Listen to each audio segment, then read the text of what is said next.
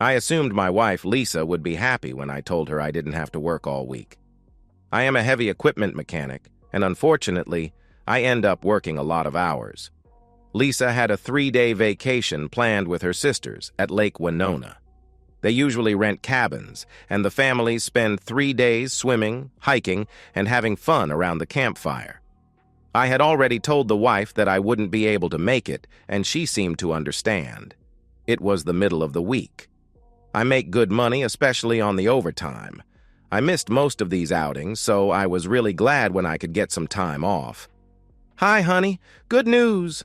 I'll be able to go along with you guys this time." "That's great, Bob. I am sure the kids will appreciate it, and you will have some fun too. If it is okay with you, I am going to take the dirt bike along. There are some designated trails up there that I would like to try. I'll only do it if you are okay with it. I don't want to cause any problems." "That's good. There are a lot of mountains at Lake Winona, and you should get some good rides.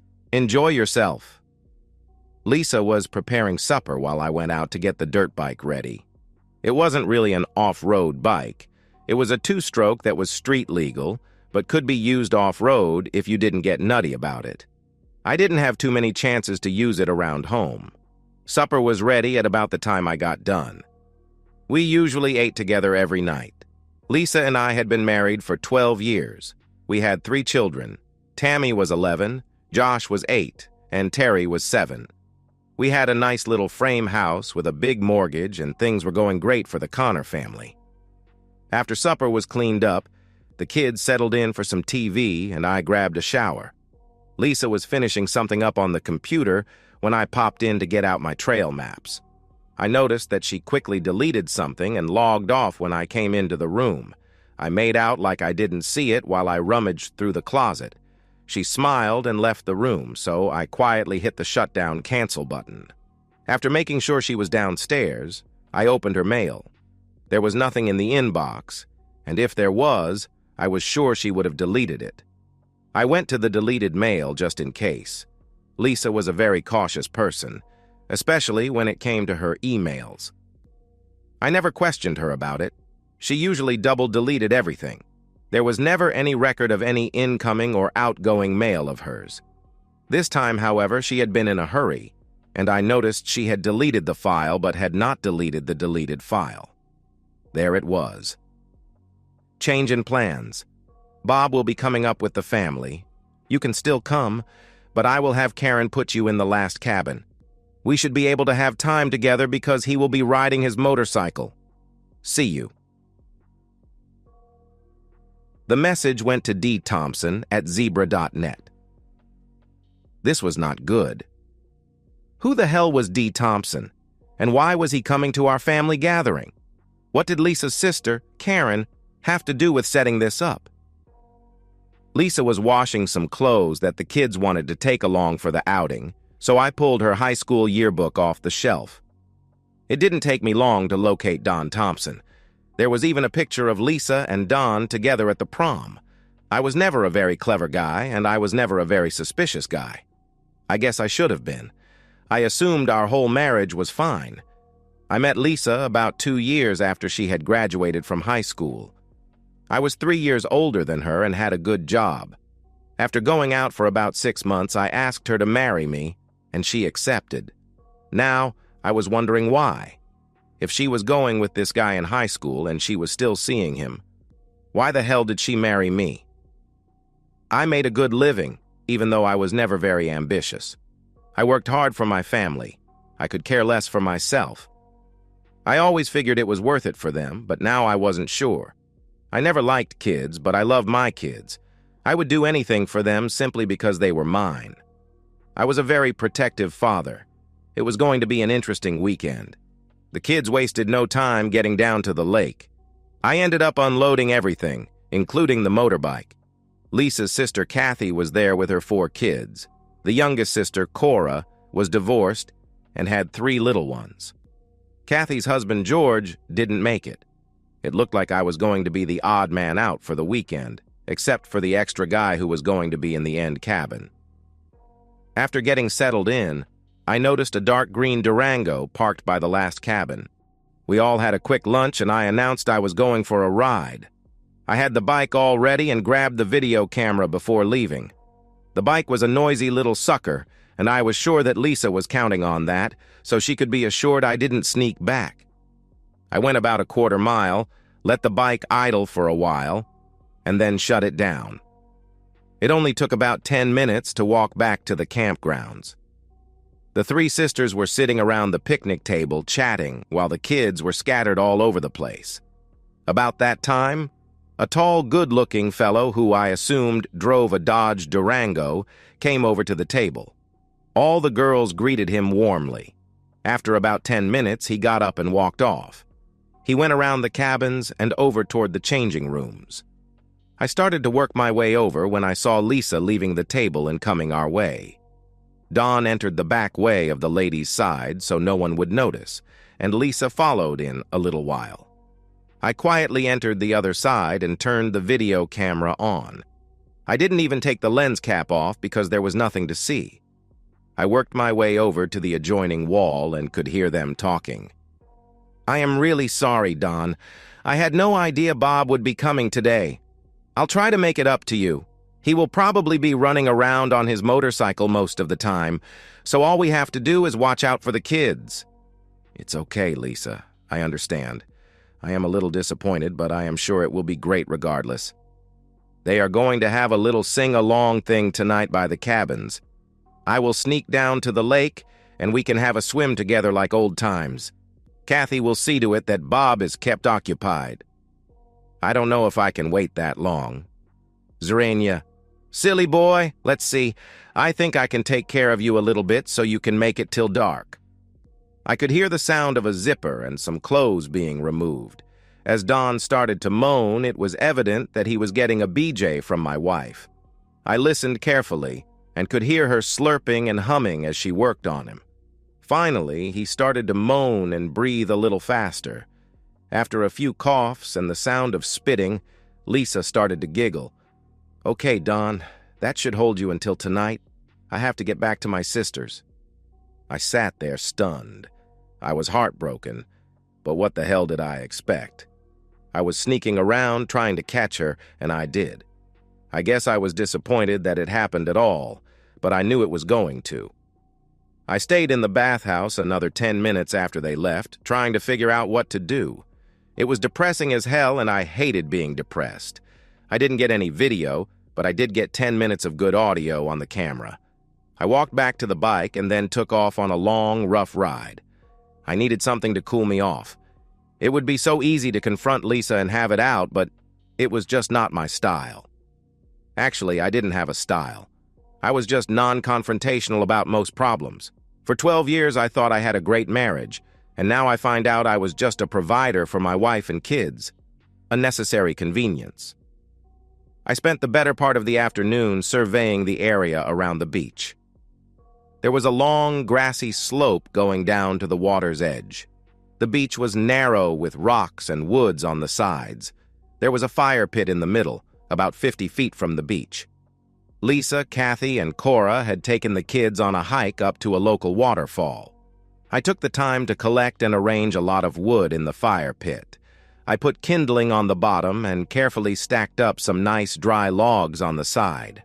I found some cardboard that I was able to layer on the bottom to help in starting. There were not many people at the site, so I didn't draw any attention. I didn't notice Dawn anywhere. When everybody got back from the hike, I took Josh and Terry out into the woods, and we cut about 20 nice roasting sticks for marshmallows. I told them to keep it a secret for tonight. They were excited about it. I gave Tammy 2 big bags of marshmallows and again explained what we were going to do. Evening came and everybody was gathered around the picnic area. We had a good supper and the kids were winding down for the day. Kathy was being very chatty and sticking close to me. She was asking me to help her to do frivolous little things and being extra friendly. I kept an eye on Lisa but tried not to be too obvious. Finally, the sun was down and there was only a slight bit of moonlight.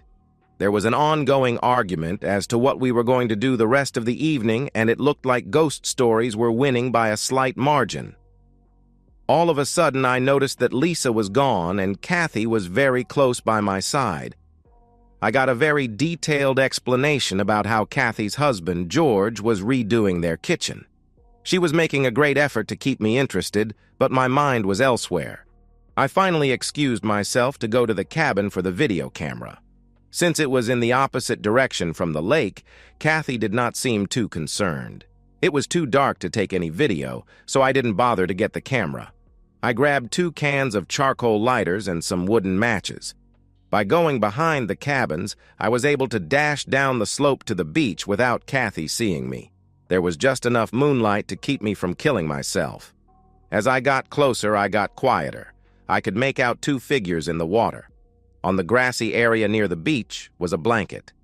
Lisa and Don had left their clothing and underwear on the blanket, along with 2 towels. I carefully lifted all 4 corners of the blanket and walked over to the fire pit. I emptied 1 can of charcoal lighter on the wood, and then placed the blanket on top and added lighter fluid. With a quick flick, I threw the barn burner on the pile of combustibles and jumped back. I was still too slow. I singed my eyebrows and the hair on my arm when the pile of wood erupted in flames. That was the signal. Tammy and Josh jumped up and started yelling, "Marshmallow roast! Everybody to the bonfire!" All the kids started running down the hill to the fire pit. I looked over to the water and saw Lisa. The light from the fire was reflecting from Lisa and Don's eyes as they stared at the horde descending on them. I could see Kathy at the top of the hill looking like the world was going to come to an end. The kids were quickly spread around the fire. Josh handed out sticks, and Tammy had the marshmallows. Lisa was trying to hide along the side of the dock as I slowly walked out. I looked over at her lover. "Hi, Don. I'm Bob, Lisa's husband. Nice to finally meet you." He seemed flustered and didn't say anything. "Lisa, can I help you up the ladder so you can join your children around the campfire?" "No, damn it. Just go over to the blanket and get our towels." "Sorry, honey. I'm afraid I used the blanket, towels, and clothing to start the fire." "A great fire, isn't it?" "No, Bob, no. Why the hell did you do that? How are we going to get out of the water?" "I am sure Kathy will be more than happy to help you. I am going home." Kathy passed me on the dock as I was leaving. I went up the hill and no one even noticed me going. I got my jacket and the videotape out of the cabin. Using the valve stem tool from the dirt bike tool bag, I removed the 4 valve stems from Lisa's SUV. She would not be able to get them fixed until the next day. I took a pair of pliers and tried to open the petcock on Don's Durango, but couldn't budge it. I ended up hitting it 3 times until it just broke off. The Dodge wasn't locked, so I reached inside and took his registration out of the glove box. I realized that Lisa could just take one of her sister's cars, but I figured she would wait to get her own. I turned my cell phone off and left the campsite on the dirt bike for the highway. It was a long way on an uncomfortable vehicle. I didn't get very far because I had to stop and refuel the sucker, as well as mix the gas and oil. At least it was late, and the roads were not too crowded. I leveled it out and started to knock off the miles. A green Durango passed me at a good clip, and I noticed some white vapors coming from underneath it. About 10 miles further down the road, it was pulled over. Don Thompson was leaning under the hood trying to figure out what the problem was. I went flying by unnoticed and headed for the next gas station. A bigger gas tank would have helped. I grabbed a cup of coffee after filling up and pulled the Durango registration out of my pocket. Don lived in Pottsville, which meant I could cut over right now and be there in less than an hour. Of course, after I got there, I had to find the address. That took another hour. He lived in a modest frame house just south of town. I couldn't tell if he owned it or rented it. Anyhow, I figured he wouldn't be home for a while, so I broke a kitchen door window and let myself in. Don had a little computer area set up in his bedroom. I found a nut driver in the desk drawer and took the side off the CPU. After removing the hard drive, I looked around for anything else that might be interesting. There was a CD album-type book on the corner of the desk that contained about 20 discs. I grabbed it and the hard drive and left. Less than 2 hours later, including another gas stop, and I was home. It was at a time like this that I was glad my pickup had a king cab. I was able to get my clothes, PC, and some household items behind the seat. I gathered up a bunch of personal papers and documents and went to a motel on the other side of town. It was 3 a.m. I had to get a little shut-eye because tomorrow would be a busy day. As tired as I was still up early. It took me a while to tap into Don's hard drive, but I eventually got it. Don appeared to have saved all the emails that he and Lisa had written to each other. Most of them were saved in his documents file, but a lot were still in his mail. I started to read them, but didn't have that much time. It would have taken me the whole day to read them all. I glanced at a few here and there to get an idea what was going on. They were definitely having intimacy, but the emails were not filthy. I didn't find any place where they said anything derogatory about me. On the contrary, there were several remarks made that indicated just the opposite. Lisa had commented on the great job I did putting in new kitchen cabinets, and Don replied that he wished he were as handy as I was. It was a little odd. Here were two people that were cheating on me, but were not dumping on me in any way. I was confused. The CDs were another confusing story.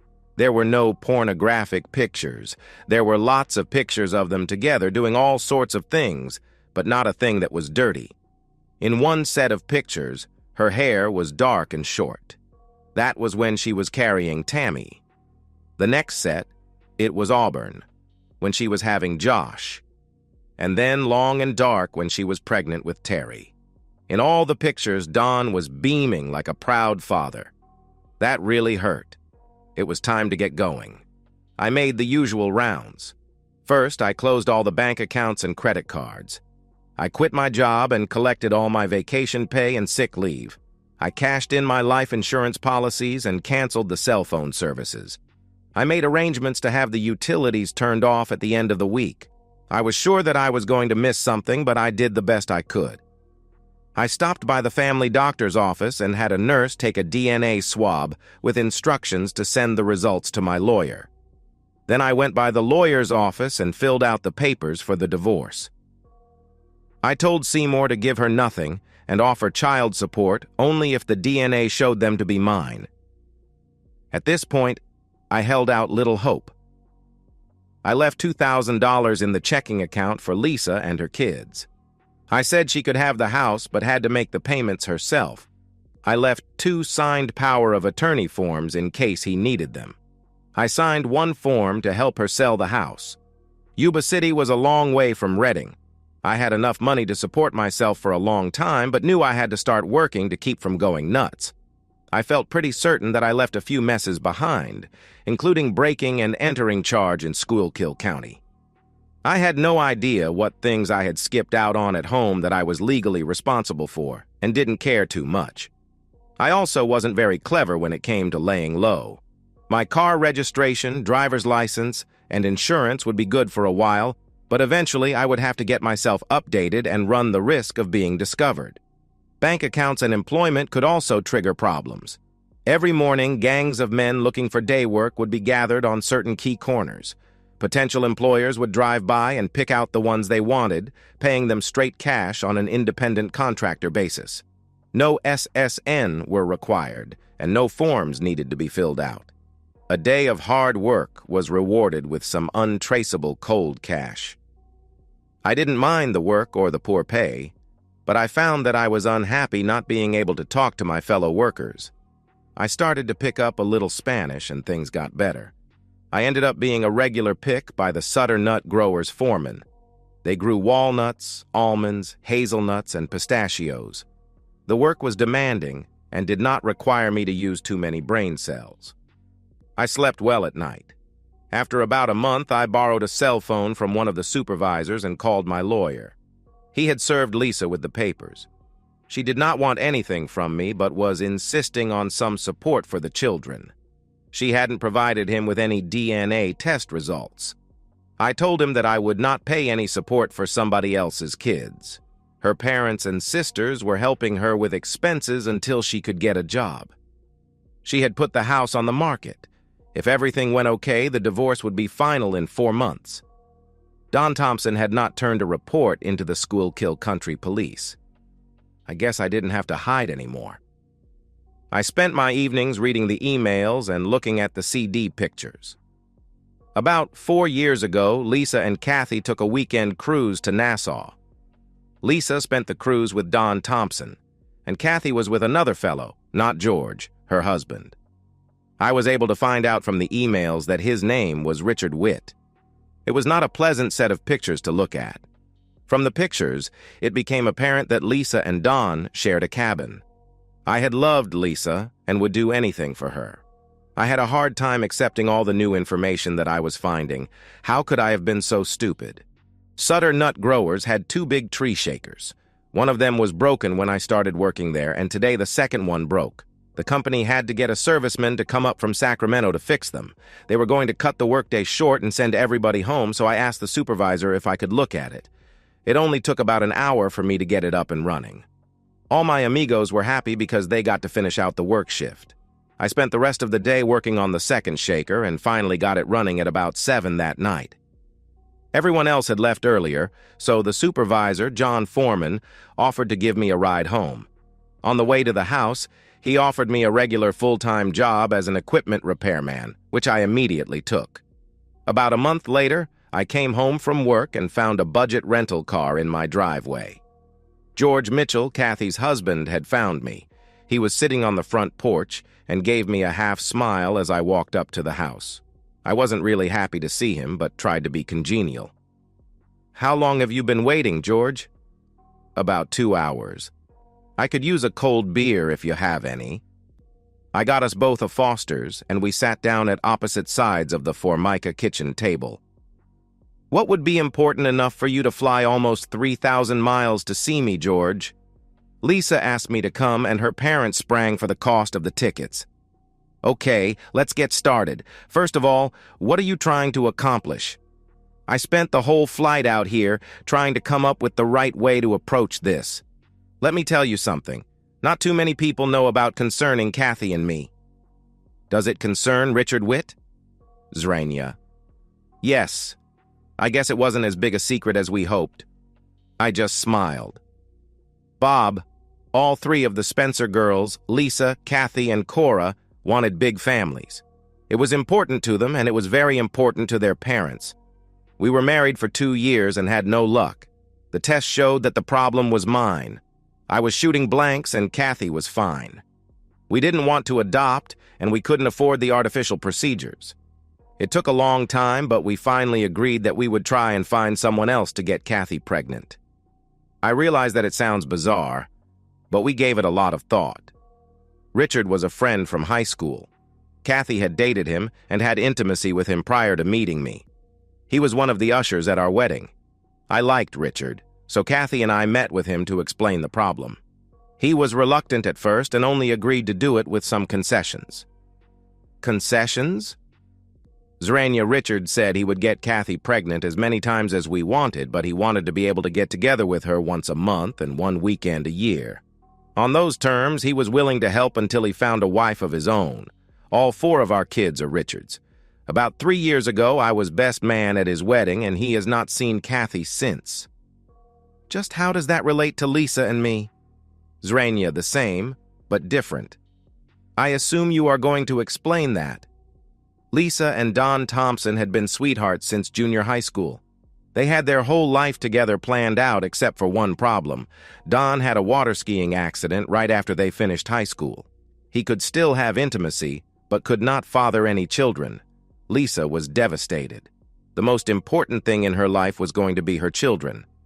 Don convinced Lisa that she should marry so that she could have her family and that they would remain close friends. "You mean intimate buddies?" Zrania. "That's a crude way to put it, Bob, but I guess the answer is yes." I was listening very closely to what George was saying. Some of it sounded like the truth, but most of it was bull. I decided to let him talk some more. Lisa finally agreed to it, but asked Don to find her a husband. He didn't want anyone in the Pottsville area, so he looked up a friend he had in Reading, David Lipman. I believe you worked on some of David's fuel oil trucks. Yeah, Dave seemed to be an all-right fellow. Well, they narrowed the search down to 3 guys, and Lisa picked you. She pursued you, got you to marry her, and let you think it was your idea. You gave her a good home and a happy marriage along with 3 beautiful kids. She tried to be a loving wife to you while still maintaining a relationship with Don. As the years went by, she grew closer to you and was seeing less and less of Don. She and Kathy both tried to fix Don up with other girls, but he loved Lisa and wanted to keep his relationship with her. George reached into his coat pocket and slid an envelope across the table. Inside was a DNA report. The letterhead read, Schuylkill Scientific Labs. I was expecting a form of some type, but this was just an official-looking letter that stated that I was the biological father of our 3 children. I looked at the report and looked at George. He said nothing. Is that it, George? Zerania. Well, Lisa broke off all contact with Don right after you left. She made the decision that it was better for her and the children. She hoped that with Don out of her life for good, you would reconsider the divorce and come home. I got 2 more beers. I didn't say anything, but just sat there and stared at the paper. I couldn't believe that this guy had taken a plane all the way across the county to feed me this bull. There might have been a small piece of the truth somewhere, but I couldn't pick it out. I never did understand why Lisa married me, and even after listening to George's crap, it wasn't any clearer. What time is your plane back, George? I have to be at the Sacramento terminal by 8. I'll have just enough time to drive down there and get the rental car checked back in. I really appreciate you coming all the way out here to explain things to me, George. You probably could have done it on the phone, but I guess being face-to-face is more effective. Is there anything you want me to tell Lisa or the kids when I get back home? I know she is hoping for some good news. She was really devastated when you left. I can't think of anything right now. Give them my best, and tell them I'll be thinking about them. I walked George to the car. I could tell he was hoping for a little more reaction than he got. It was an interesting story, especially when he started off by making a confession of his own relationship with Kathy. If everything he said was true, then I might want to reconsider the divorce. But there were too many holes. I felt a lot of affection for Lisa. We had a lot of great years together, and I always considered us to be a team. Her apparent betrayal left me heartbroken. I would like to mend it if I could. I was looking for more information and more answers, and I wanted them to explain and improve things. I still couldn't believe that George flew all the way out here for a 30-minute conversation. The next day, I called my lawyer. Seymour, this is Bob Connor out in California. I don't hear from you often enough, Bob. What do you need? First of all, did you ever get any official results back on the DNA paternity tests? Bob, I didn't get a thing. I asked Lisa 3 different times, and she promised each time, but I still have nothing. I told her I would pay for the testing, but I don't think it made a difference. Lisa's brother-in-law gave me a letter from the Schuylkill Scientific Labs in Pottsville that indicates that I am the father. Did you give them anything from my tests that they could use as a standard? Never heard of the lab, and I still have your results here in the office. I never gave them out to anyone. Unless they did their own DNA test on your hair or fingernails, I have no idea what they were testing against. I'll look into it. Anything else? Do you have anyone who could check out a guy named Don Thompson who lives in Pottsville? I can't help thinking that knowing something about him could be important. I realize that the divorce is almost final, and I don't want to screw things up, but if I can stop myself from making a mistake, I want to. That should be no problem. Do I owe you any money?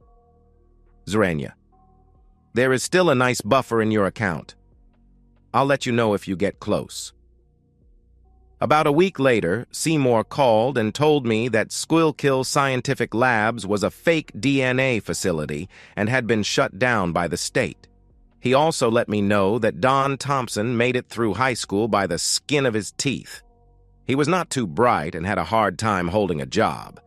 He had just been fired from his last position as a fuel truck driver and was having trouble finding anything else in the Pottsville area.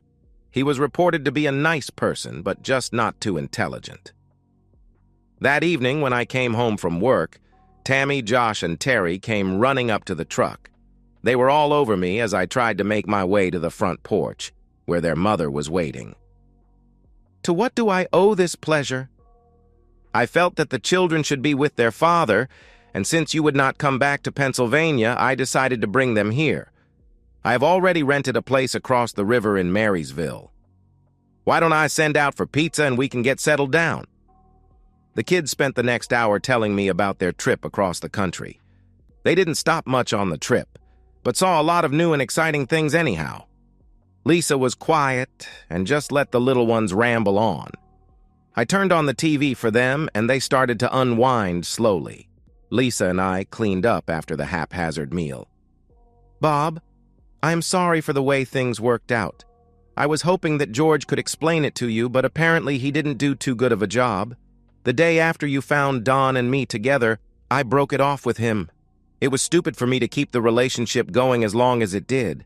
I knew for several years now that our marriage was more important to me than my friendship with Don.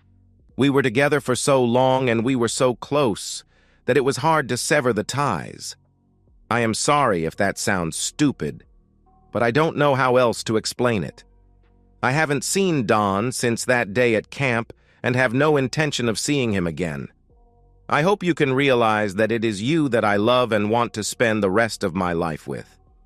You are the father of my children, and I want you to help raise them." I don't know what to say, Lisa. You caught me by surprise. There are a lot of things I don't understand and maybe don't want to. It is nice to see the kids again, and I hope I can help you with them. Right now, I don't feel comfortable enough to want to start up a relationship, but I am open to working on it. That's okay. I understand your reluctance. I have a restaurant job lined up that I start next week in Marysville. I'll have to work evenings and weekends. I would appreciate it if you could watch the kids when I am working until I can get something set up. That sounds good to me. Are you going to drop them off or do you want me to pick them up? I'll drop them here and pick them up after I am done. I just hope it won't be too much of an imposition. The arrangement seemed to work out fine. Needless to say, on the first day I took DNA mouth swabs from each of the children and immediately mailed them to Seymour. Tammy was opening up a little bit more than normal and seemed to be concerned about the relationship between Lisa and me. I didn't want to get the kids involved in this mess and tried not to even mention anything about the divorce.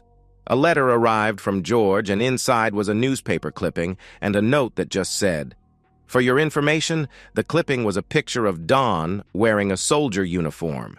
He had finished basic training and was being sent to Bosnia for 2 years. I called Tammy over. "Do you know this man?" I said while I pointed to the picture. "Sure, that's Uncle Don, but we are not supposed to talk to you about him." "Do you see Uncle Don a lot?" "We used to, but we could never tell you that we did, or Mom would get mad." "Did you see him since I left?" "Yes." "Zrenia," Tammy ответила. "Where?" "Zrenia." "Mostly we would see him at Chuck E. Cheese or someplace like that. Mom and he would talk while we played the machines and stuff." "Did he ever stay at the house?" "Zrenia." "Only once. That was a week before we left, the day before he went to join the army." "Tell me about it."